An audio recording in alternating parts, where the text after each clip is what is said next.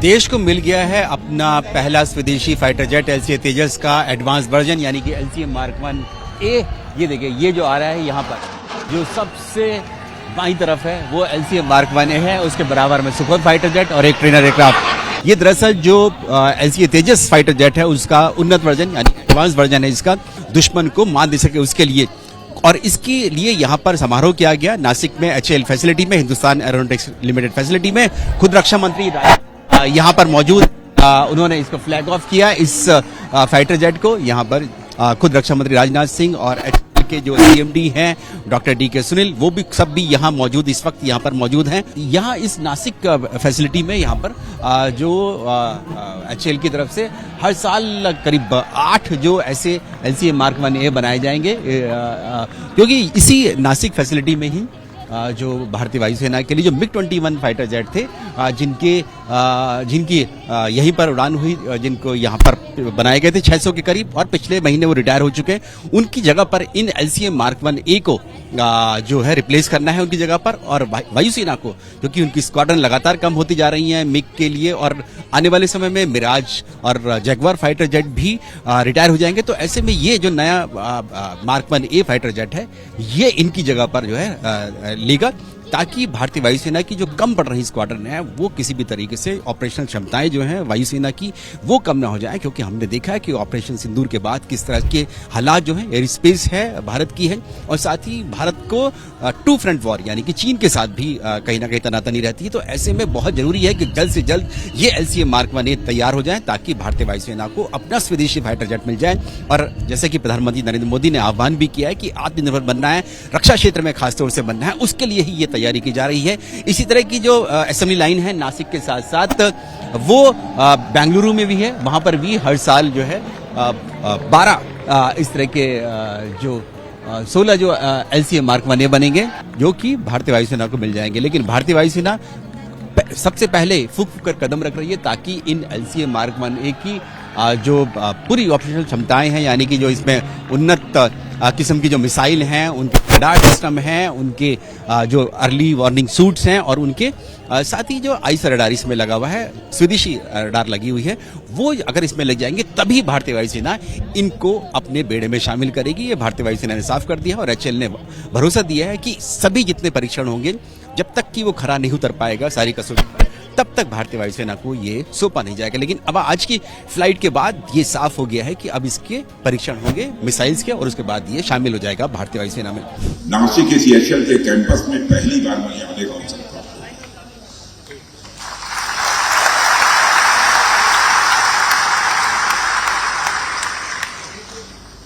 और मैंने यहां जाकर देखा,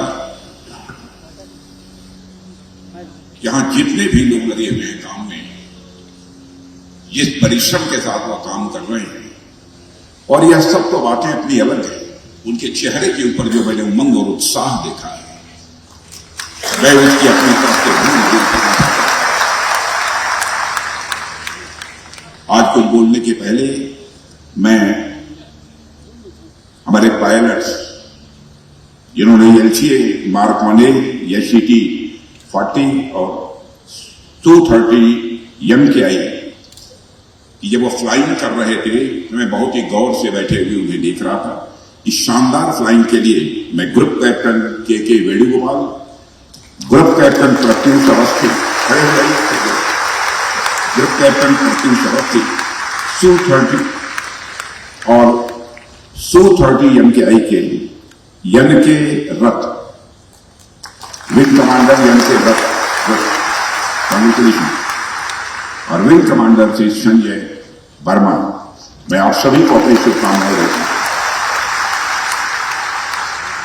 और आपने देखा कि कार्यक्रम प्रारंभ होने के पहले जब श्री प्रभु राम का भजन हो रहा था, श्रेया जोशी ने बहुत ही अच्छी तरह यह भजन प्रस्तुत किया है। मैं श्रेया को अपनी तरफ से आशीर्वाद देता हूं, और मुझे किसी ने बताया कि श्रेया जोशी का जन्मदिन नहीं, श्रेया नहीं कहाँ है? ओह बेटा, तुम्हारे लिए हमारी बहुत बहुत शुभकामनाएं, आशीर्वाद।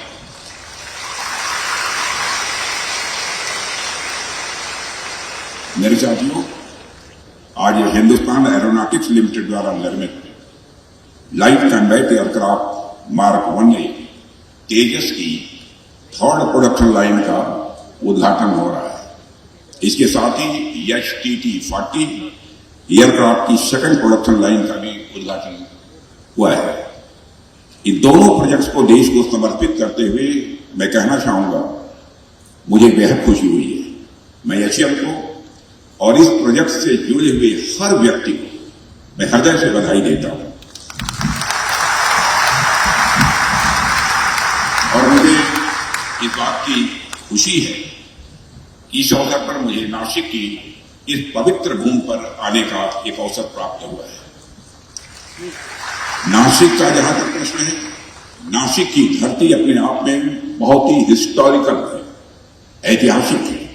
नासिक के त्र्यंबकेश्वर में भगवान शिव का विराजते हैं, जहां भगवान शिव त्रयंबक के रूप में हमें यह सिखाते हैं कि सृष्टि की रचना, पालन और संहार तीनों एक ही दिव्य चेतना से उत्पन्न होते हैं। यही कारण है कि यहां आकर ऐसा लगता है जैसे मैं किसी दिव्य भूमि पर आ गया। हालांकि साथियों, नासिक की यह भूमि केवल आस्था की नहीं, श्रद्धा की ही नहीं, बल्कि सेल्फ रिलायंट और कैपेबिलिटी का भी यह प्रतीक बन चुकी है। यहां एक और आस्था है तो वहीं दूसरी ओर इसी नासिक की धरती पर हिंदुस्तान एरोनॉटिक्स लिमिटेड का एक गौरवशाली कैंपस भी राष्ट्र की रक्षा शक्ति का को सिंबलाइज करता है, यानी उसका प्रतीक बनकर खड़ा है। आज जब मैंने नासिक डिवीजन में तैयार किए गए सुखोई 30 LCA और HTT-40 विमानों की उड़ान देखी तो मेरा सीना गर्व से चौड़ा हो गया।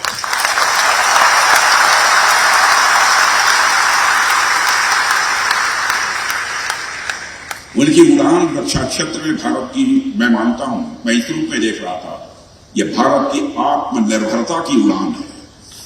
यह भारत के सेल्फ रिलायंस की एक फ्लाइंग है।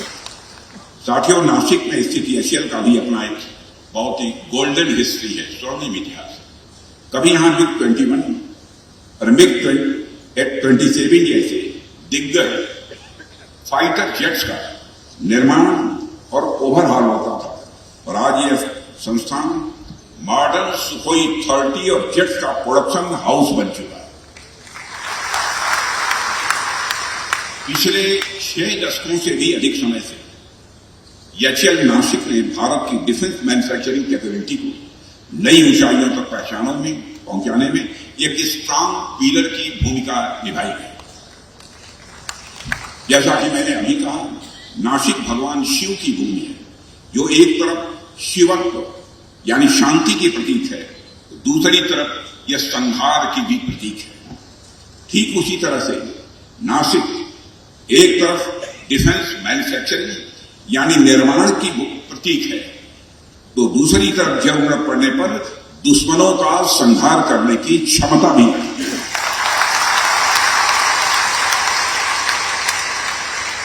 तो एक तरह से नासिक में भी इस कैंपस में भगवान शिव की भावना दिखाई देती है। साथियों, ये कैंपस मैं मानता हूं कि महज केवल एक इमारत या किसी प्रोजेक्ट तक ही सीमित नहीं है, बल्कि रक्षा क्षेत्र में भारत की आत्मनिर्भरता को भी सिंबलाइज करता है, उसका प्रतीक। जब मैं आत्मनिर्भरता की बात कर रहा हूं तो मेरे जेहन में वह पूरी यात्रा भी चल रही है, जिसकी शुरुआत हमने 2014 से की है, और आप सबने तो डिफेंस सेक्टर में भारत की बदलती भूमिका को साफ साफ अपनी नंगी आंखों से देखा है। एक समय था जब देश में रक्षा की जरूरतों को पूरा करने के लिए अन्य देशों पर हमारा देश निर्भर था, और लगभग 65 to 70% डिफेंस इक्विपमेंट इंपोर्ट किए जाते थे। लेकिन आज स्थिति बदल चुकी है। अब भारत 65% मैन्युफैक्चरिंग अपनी ही धरती पर करता है।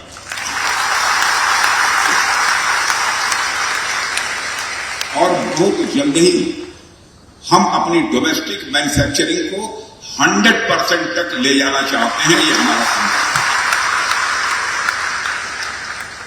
साथियों, डिफेंस सेक्टर में आत्मनिर्भरता की सोच कोई आज की नहीं है। 10 साल पहले से ही हमारे प्रधानमंत्री श्री नरेंद्र मोदी के नेतृत्व में हमारी सरकार ने यह स्पष्ट रूप से समझ लिया था कि बिना आत्मनिर्भर हुए हम कभी भी वास्तविक रूप में सुरक्षित नहीं हो सकते। हालांकि उस समय हमारे पास चैलेंजेस बहुत थे, इसमें कहीं दो मत नहीं है। हमारी सबसे बड़ी यह समस्या यह थी कि हमारा डिफेंस प्रिपेयर्डनेस बहुत लिमिटेड था और हम इंपॉर्टेंट मिलिट्री हार्डवेयर के लिए लगभग पूरी तरह इंपोर्ट्स पर निर्भर हुआ करते थे। हमारे डिफेंस प्रोडक्शन सिस्टम में प्राइवेट इंडस्ट्रियल सेक्टर की भी कोई खास भागीदारी नहीं थी। सब कुछ केवल पब्लिक सेक्टर पीएसयूज तक सीमित था। इसके अलावा डिफेंस प्लानिंग, एडवांस टेक्नोलॉजी और इनोवेशन पर भी पर्याप्त फोकस जितना होना चाहिए वो नहीं था। यही कारण था कि क्रिटिकल इक्विपमेंट और कटिंग एज सिस्टम के लिए हमें बाहरी देशों की ओर नजर उठाकर देखना पड़ता, जिससे न केवल कास्ट बढ़ती थी बल्कि स्ट्रेटेजिक वल्नरेबिलिटी भी पैदा होती थी। जाहिर सी बात है कि ऐसी स्थिति में लंबे समय तक सस्टेनेबल नहीं रह सकती थी और इसी चुनौती ने हमें सोच और नए रिफॉर्म की दिशा में आगे बढ़ने के लिए प्रेरित किया। साथियों, उसी दिशा में आगे बढ़ते हुए हमने न सिर्फ इंपोर्ट डिपेंडेंस को घटाया है बल्कि इंडिजिनाइजेशन की कमिटमेंट को मजबूती भी दी है। यदि मैं आंकड़ों की बात करूं तो 2014-15 में यहां हमारा डिफेंस प्रोडक्शन अप्रॉक्सीमेटली 46,429 करोड़ हुआ करता था। वहीं आज 2024-25 में बढ़कर अप्रॉक्सीमेटली 1,50,000 करोड़ तक।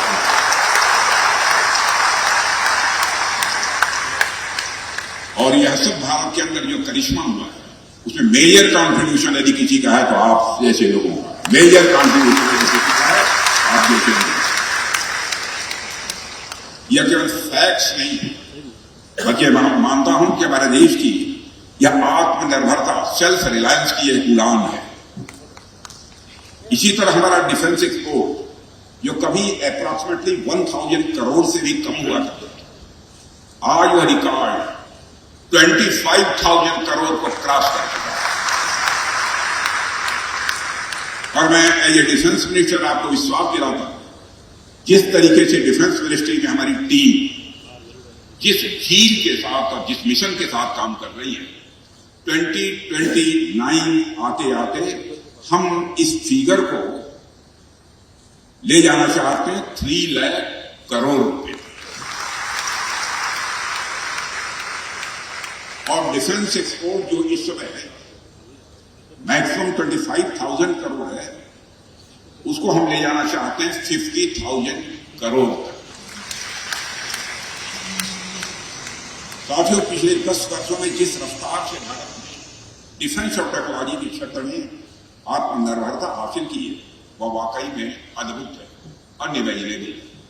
मैं ऑस्ट्रेलिया गया था, वहां के defence minister, deputy prime minister, वहां के प्राइम मिनिस्टर, सारे लोगों से हमारी बातचीत हुई।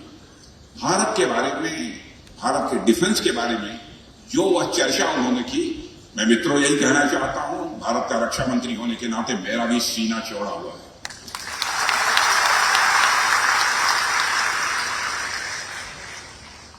पहले हम जो कुछ बाहर से खरीदते थे वो हम सारी चीजें अपने देश में बना रहे हैं।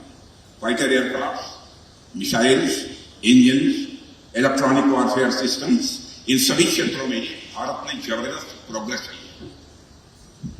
मैं अक्सर कहता हूं कि जब हम हाई डिफेंस टेक्नोलॉजी की बात करते हैं तो यह सिर्फ मशीनों या हथियारों की बात नहीं होती, यह हमारी सोच, यह हमारी क्षमता और हमारे आत्मविश्वास की एक नई कहानी होती है। साथियों, आपने देखा होगा कि भारत में स्पेस टेक्नोलॉजी और इंडिजिनस डिफेंस मैन्युफैक्चरिंग के क्षेत्र में भी बड़ी सफलता हासिल की है। यह सफलता आपने हासिल की है, आप जैसे लोगों ने हासिल की है। आज हम स्पेस में भी अपनी जगह मजबूत कर चुके हैं। आज हमारी एरोस्पेस इंडस्ट्री भी रैपिड ग्रोथ शो कर रही है। हमने मेक इन इंडिया के अंतर्गत लोकल मैन्युफैक्चरिंग को इनकरेज करने और एरोस्पेस इक्विपमेंट के प्रोडक्शन जैसे इनिशिएटिव्स भी उठाए हैं। साथियों, आज के समय में युद्ध के तौर तरीके जितनी तेजी से बदल रहे हैं, आप सब इससे अच्छी तरह वाकिफ हैं। आज artificial intelligence, cyber warfare, drone system और नेक्स्ट जनरेशन एयरक्राफ्ट जैसी चीजें भविष्य की एक दिशा तय कर रही है। अब युद्ध सिर्फ जमीन या आसमान में नहीं, बल्कि अनेक फ्रंटियर्स पर भी लड़े जा रहे हैं। भारत को इस नई रेस में हमेशा आगे रहना है, हम कभी पीछे नहीं रहना चाहते। और मुझे लगता है भारत भी इतनी तेजी के साथ आगे बढ़ रहा है और इंटरनेशनल कम्युनिटी में भारत के बारे में जो एक परसेप्शनल चेंज आया है, लोगों की सोच में बदलाव आया है। आप जाइए दुनिया के दूसरे देशों में, बहनों भाइयों, भारत के बारे में जो उनकी धारणा बनी है, उसको उनके मुख के द्वारा सुनकर स्वाभाविक रूप से अपना भी सीना चढ़ा होता है।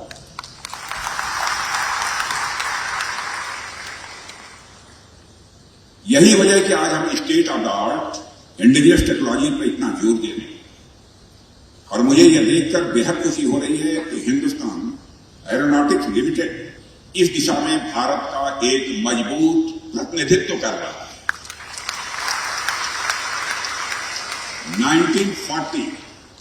1940 के दशक में स्थापित हुआ यह संस्थान आज हमारे देश के रक्षा क्षेत्र का बैकबोन बन चुका है। अभी कुछ दिन पहले हमने MiG-21 की डीकमीशनिंग की थी। लंबे समय तक MiG-21 ने इस राष्ट्र की सेवा की और उसकी ऑपरेशनल नीड्स को पूरा करने में एचएएल ने मेजर कंट्रीब्यूशन किया। और MiG-21 को ऑपरेशनल सपोर्ट देने में आपका जो योगदान है, मैं हृदय से इसकी सराहना करता हूं। जब मैं एचएएल के परिश्रम, आप सब लोगों के मेहनत की यहां पर बात कर रहा हूं, तो मैं ऑपरेशन सिंदूर के दौरान एचएएल की जो बड़ी भूमिका रही है, उस पर भी कुछ बातें आपसे मैं करना चाहूंगा।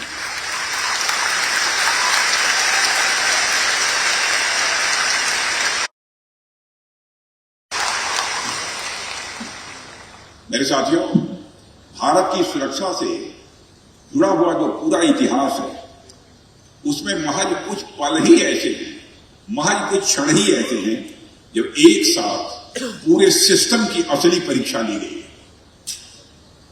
ऑपरेशन सिंदूर ऐसा ही एक मिशन था। इस मिशन में हमारी सेनाओं ने न सिर्फ अपने शौर्य और पराक्रम का परिचय दिया, बल्कि इंडिजिनस प्लेटफॉर्म्स, स्वदेशी प्लेटफॉर्म पर अपने भरोसे को और भी साबित किया।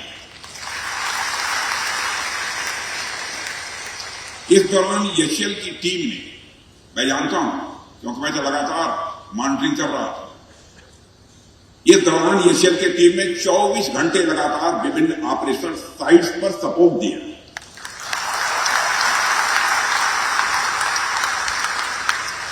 Fighter jets, Sukhoi, Jaguar, Mirage, Tejas और हेलीकॉप्टर्स के मेंटेनेंस और रिपेयर्स आपने चटपट किए, तुरंत किए।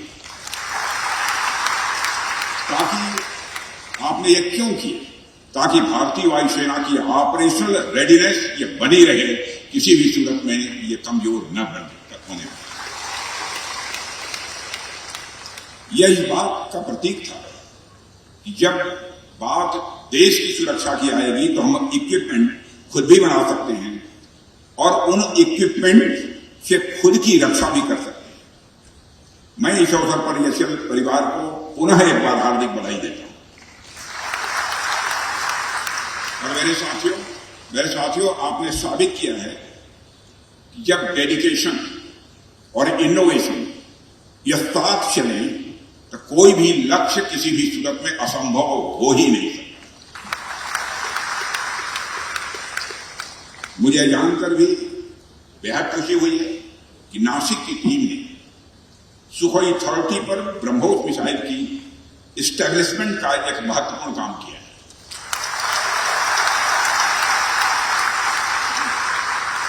यह वही ब्रह्मोस है मेरे साथियों, यह वही ब्रह्मोस है जिसने ऑपरेशन सिंदूर के दौरान आतंकियों के ठिकानों को नेस्त नाबूद किया।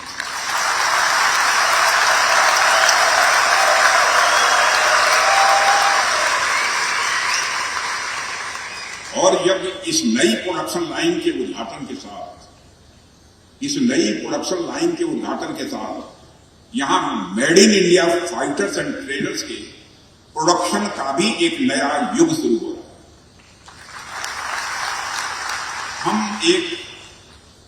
यह मैं मानता हूं एक बहुत बड़ा एक इंडस्ट्रियल अचीवमेंट तो है ही, यह हमारी औद्योगिक उपलब्धि तो है ही, साथ ही साथ हमारे युवाओं, नौजवानों, इंजीनियर और साइंटिस्ट की मेहनत, लगन और उनके ड्रीम्स यानी सपनों का ही यह परिणाम है।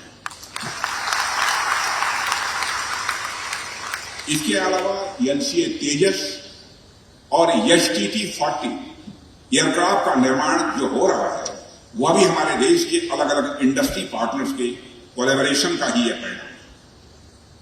और यह कोलैबोरेशन इस बात का प्रमाण है कि जब गवर्नमेंट, इंडस्ट्री और एकेडमी मिलकर काम करते हैं तो कोई भी चुनौती बड़ी नहीं रह जाती है मेरे साथ। वैसे भी हम सब नासिक में एकत्र हुए हैं। अगले वर्ष यहां कुंभ का भी आयोजन होने वाला है। आप सब उसकी प्रतीक्षा कर रहे हैं और उसके मंत्री जी हमारे यहां बैठे हुए हैं, गिरीश जी महाराज। और आज यहां पर मुझे यूथ, इनोवेटर्स, इंडस्ट्री और एकेडमिया का भी एक महाकुंभ देखने को मिल रहा है। और जिस तरह से कुंभ स्नान के बाद लोगों को एक नई ऊर्जा मिलती है, ठीक उसी तरह से मुझे विश्वास है कि इस महाकुंभ से निकलने के बाद आप सब भी एक नई ऊर्जा के साथ राष्ट्र निर्माण में और तेजी के साथ लग जाएंगे।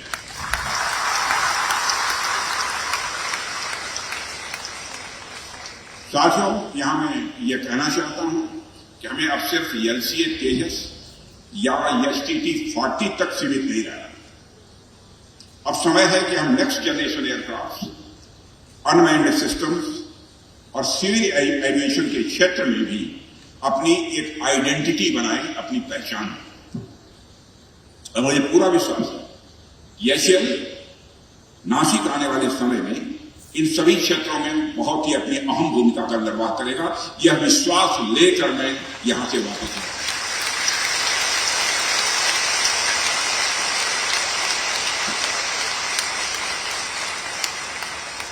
और साथियों, मुझे यह जानकारी प्राप्त होने पर खुशी हुई है, अच्छा लगा है कि नासिक डिवीजन में अब सिविल और मिलिट्री एविएशन दोनों के लिए एक साथ MRO, maintenance, repair and overall की सुविधा स्थापित की गई। यह दिखाता है कि भारत में अब सिविल और मिलिट्री एविएशन दोनों ही एक प्लेटफॉर्म पर मिलकर आगे बढ़ रहे हैं। इस नई शुरुआत के साथ मैं यह भी विश्वास के साथ कह सकता हूं कि इससे नासिक और आसपास के क्षेत्रों में हजारों की संख्या में नए रोजगार के अवसर, जॉब अपॉर्चुनिटीज भी क्रिएट होंगी। यहां के नौजवानों के लिए ट्रेनिंग और एम्प्लॉयमेंट के भी नए रास्ते खुलेंगे और महाराष्ट्र और पड़ोसी राज्यों का भी इंडस्ट्रियल इकोसिस्टम इससे और ज्यादा मजबूत होगा।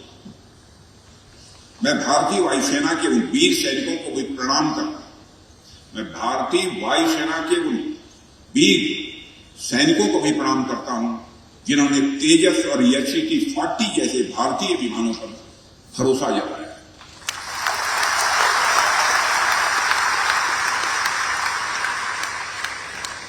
और साथियों, मैं कहना चाहता हूं, यह भरोसा ही हमारी सबसे बड़ी ताकत है।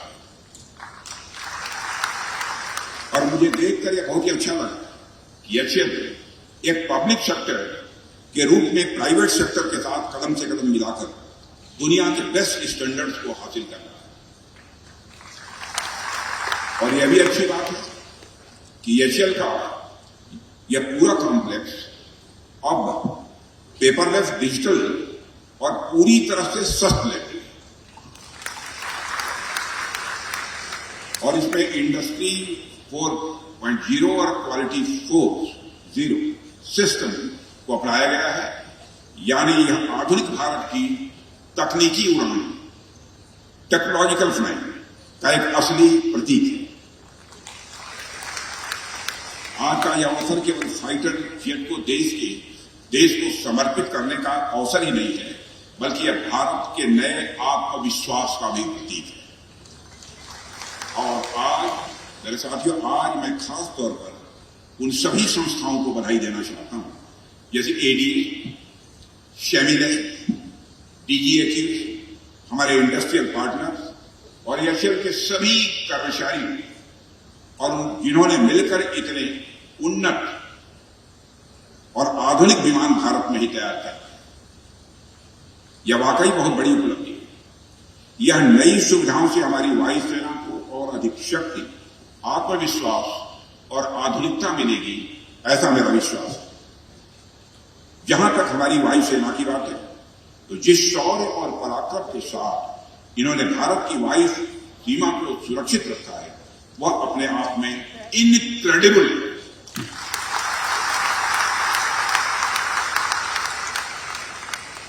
हमारे प्रत्येक एयर वॉरियर के पराक्रम पर, हमारे प्रत्येक एयर वॉरियर के पराक्रम पर इस देश के बच्चे बच्चे तक को भरोसा है और नाज भी है। और मैं समझता हूं कि जिस तरह से उन एयर वॉरियर्स का भरोसा HCL के ऊपर है, वह भी अपने आप में आप लोगों के लिए बहुत ही इंस्पायरिंग है। साथियों, आप सभी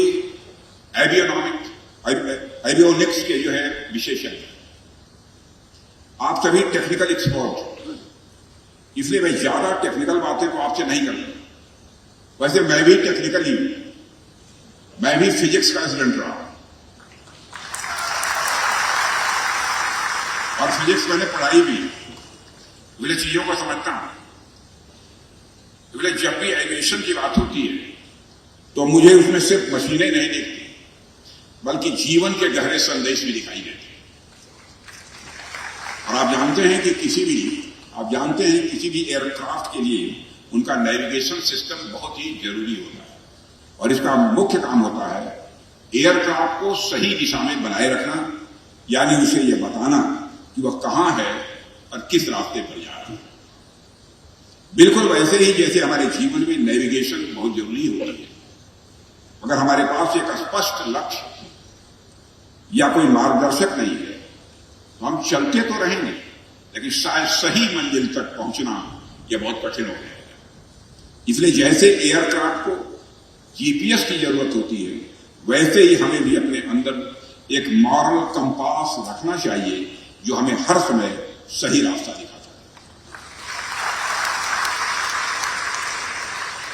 किसी सीनियर पायलट का कोट मुझे याद आता है कि take off is optional but landing is mandatory.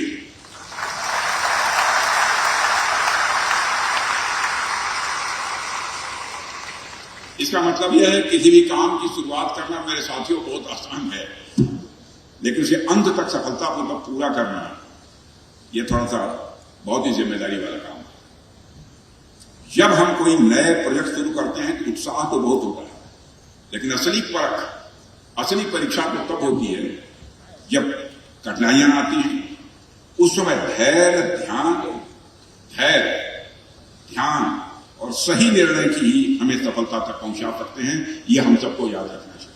धैर्य नहीं खोना चाहिए, ध्यान को भटकने नहीं देना चाहिए। सही निर्णय हम लेंगे और हम आगे बढ़ेंगे। एक अच्छे पायलट की तरह हमें भी काम रहना चाहिए, काम एंड कूल, और हर स्थिति में सही फैसला लेना चाहिए। आज मैं सारे पायलट्स के उदाहरण दे रहा हूं। हर प्रोजेक्ट को एक उड़ान की तरह संभालें, हर प्रोजेक्ट को एक उड़ान की तरह, फ्लाइंग की तरह संभालें।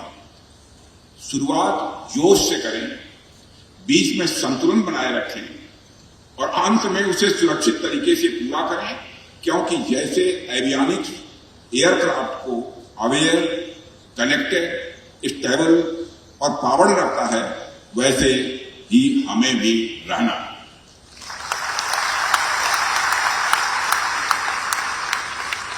हमारी दिशा साफ, कम्युनिकेशन मजबूत हो, आदतें अनुशासित हो, मन सदैव सजग रहे, सतर्क रहे और ऊर्जा में हमारी पॉजिटिविटी, सकारात्मकता ये बनी रहे। और मुझे लगता है कि ये जो पायलट माइंडसेट है, आज मैं पायलट माइंडसेट की बात करूं, यह जो पायलट माइंडसेट है, यही आप में से हर व्यक्ति की होनी चाहिए, क्योंकि इसी माइंडसेट से हम मनोवांछित जो सफलता चाहते हैं वो हासिल कर सकते हैं। पायलट माइंडसेट हासिल कर सकते हैं। 2047 तक हम जिस विकसित राष्ट्र के लक्ष्य के साथ आगे बढ़ रहे हैं, उस लक्ष्य की प्राप्ति तभी संभव हो सकेगी जब हम इसी माइंडसेट के साथ आगे बढ़ेंगे।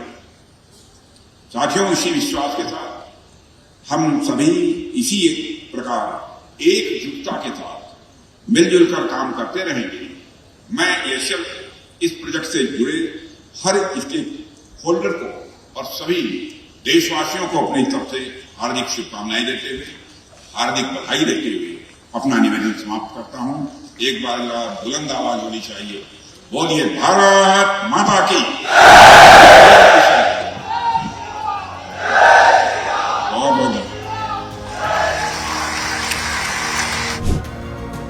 पिछले करीब 10 सालों से भारतीय वायुसेना के जो फाइटर पायलट्स हैं वो दरअसल विदेशी एयरक्राफ्ट में ट्रेनिंग लेते हैं, लेकिन अब ये भारत का अपना स्वदेशी एचटीटी यानी कि हिंदुस्तान टर्बो ट्रेनर एयरक्राफ्ट बनकर तैयार हो गया है। अब इसमें ट्रेनिंग भारतीय वायुसेना के फाइटर पायलट्स की जाएगी। बेसिक ट्रेनर एयरक्राफ्ट है, इसको भी एचएएल ने तैयार किया है और इसकी भी फ्लाइट हो चुकी है। और आज जब यहाँ LCA Mark 1A की फ्लाइंग हुई तो इस एचटीटी को भी एचएएल ने यहाँ पर फ्लाइंग डिस्प्ले में इसको उतारा है। वो इसलिए दिखाने के लिए कि पिछले 10 सालों से जो भारतीय सेना के पायलट्स हैं, पिलेटर्स जो विदेशी फाइटर एयरक्राफ्ट है यानी कि जो ट्रेनर एयरक्राफ्ट है उसमें ट्रेनिंग लेते हैं, लेकिन अब ये यहाँ पर बनाए जाएंगे। STT 40 इसका नाम दिया गया है, हिंदुस्तान टर्बो। तो हमारे जो देश के पायलट हैं वो अपने ही स्वदेशी ट्रेनर एयरक्राफ्ट में ही अपनी ट्रेनिंग लेंगे, यानी कि दुश्मन पर किस तरह से वार किया जाता है, किस तरह से आप अटैक करते हैं। जैसे ऑपरेशन सिंदूर में हमारे देश के जो शीरवीरों ने यानी कि पायलट्स ने पाकिस्तान पर हमला किया था।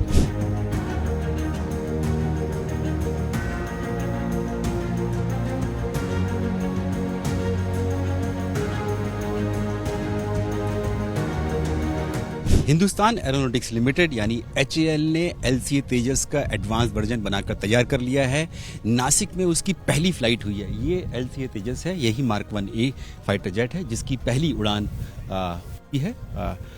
शुक्रवार को खुद रक्षा मंत्री राजनाथ सिंह इस मौके पर मौजूद रहे जब इस LCA तेजस Mark 1A की फ्लाइट हुई, लेकिन ये इसको इसके लिए बनाने की जरूरत पड़ी क्योंकि इसमें एडवांस इसके एवियोनिक्स हैं, इसमें एडवांस वेपन्स हैं, इसमें जैसे कि ये मिसाइल लगी हुई है पॉड में। इसमें अस्त्रा मिसाइल है जो कि लंबी दूरी 150 किलोमीटर तक मार कर सकती है आसमान में। इसके अलावा जो इसमें एयर टू एयर से भी मार करने वाली शॉर्ट रेंज मिसाइल्स इसमें लग सकती हैं। इसके अलावा इसकी आईसा रडार इसमें है जो बेहद ही उन्नत किस्म की है, 360 डिग्री पर पूरा नजर रखती है। इलेक्ट्रॉनिक वॉरफेयर सूट इसके, और साथ ही अर्ली वार्निंग यानी कि जब दुश्मन से के फाइटर जेट से इसकी अगर डॉग फाइट होती है तो अगर वो अटैक करने की कोशिश करता है तो पहले ही इसको जानकारी मिल जाती है। इसके अलावा इसकी जो रेंज है इसको बढ़ाने के लिए इसमें एयर टू एयर रिफ्यूलिंग भी है। जो पुराने LCA तेजस हैं उसमें आसमान में रिफ्यूलिंग नहीं कर सकते, लेकिन इसमें आप रिफ्यूलिंग कर सकते हैं और इसको आप लंबी दूरी तक इसको आप ले जा सकते हैं। इसके लिए ही इस LCA Mark 1A को तैयार किया गया, ताकि ये जो पुराने पड़ चुके और रिटायर हो गए हैं अब MiG-21 उनकी जगह पर रिप्लेस करने के लिए इसी Mark 1A को तैयार किया है। और इस मौके पर खुद रक्षा मंत्री राजनाथ सिंह ने कहा, बधाई भी दी HAL को कि उन्होंने यहाँ पर नासिक में जो ये असेंबली लाइन है, जो कि अभी तक बेंगलुरु में बन रहे थे ये Mark 1A, लेकिन अब ये नासिक में भी बनाए जाएंगे। तीसरी लाइन खोली गई है ताकि भारतीय वायुसेना को जल्द से जल्द जो हर साल 24 फाइटर जेट ये LCA देने का जो कॉन्ट्रैक्ट किया गया है वो इसलिए कि यहाँ पर 8 यहाँ नासिक में हो और उसके अलावा जो 16 जो है वो बेंगलुरु में बने जाएंगे। वो इसलिए ही किए गए हैं। नासिक की ये पहली फ्लाइट है इस LCA Mark 1A की। अब इसके बाद क्योंकि इसमें वेपन्स लग चुके हैं तो इसकी अब परीक्षण जो होगा वो इनके वेपन्स का होगा। इनके जो अस्त्रा मिसाइल इसमें लगी हुई है, एसराम मिसाइल यानी कि short range air to air missile, वो वाली मिसाइल इसमें की जाएगी। और उसके बाद अगर जब ये टेस्ट में खरे उतरते हैं यानी अपनी कसौटी पर खरे उतरता है तब ये वायुसेना में शामिल होगा। वायुसेना का साफ कहना है कि जब तक ये पूरी इसके ऑपरेशनल क्षमताएं इसकी पूरी नहीं हो जाती तब तक इसको शामिल नहीं किया जाएगा। इसलिए जो HAL है वो कोशिश कर रहा है कि जल्द से जल्द इनके परीक्षण पूरी किए जाएं ताकि इसको भारतीय वायुसेना में शामिल किया जाए, क्योंकि वायुसेना की अपनी स्क्वाड्रन लगातार कम होती जा रही है। MiG-21 रिटायर हो चुके हैं, जो मिराज, जैगुआर ये भी पुराने पड़ चुके हैं। तो उन सब की जगह पर ये जो LCA की जो सीरीज है वो इसको रिप्लेस करेगी। और इसीलिए कोशिश की जा रही है कि आत्मनिर्भर तो बनेगा ही रक्षा क्षेत्र में भारत इन स्वदेशी फाइटर जेट से, लेकिन जो हमारी वायुसेना की जो जरूरतें हैं टू फ्रंट वॉर की ऑपरेशन सिंदूर में हमने देखा कि किस तरह से चुनौती भारत को उठानी पड़ी, सामना करना पड़ा, और किस तरह से वायुसेना ने ही जाकर वहां आतंकी ठिकानों पर हमला किया और भारत का बदला लिया पहलगाम नरसंहार का। और चीन के साथ भी चुनौती रहती है। तो ऐसे में बहुत जरूरी है कि भारतीय वायुसेना को इस तरह के फाइटर जेट, आधुनिक फाइटर जेट वो जल्द से जल्द मिल सके। कैमरामैन आशीष सक्सेना के साथ नीरज राजपूत, ABP न्यूज, नासिक।